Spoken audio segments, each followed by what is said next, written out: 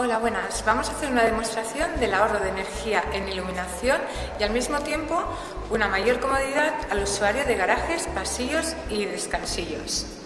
Vamos a verlo. Cuando el tubo no detecta presencia durante 20 segundos, el consumo baja a una potencia preprogramada para proporcionar una luz de cortesía y que la oscuridad no sea total.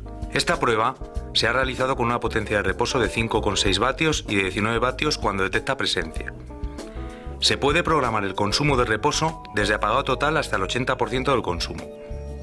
Se pueden alternar tubos con apagado en reposo y con iluminación de cortesía para mejorar el consumo total.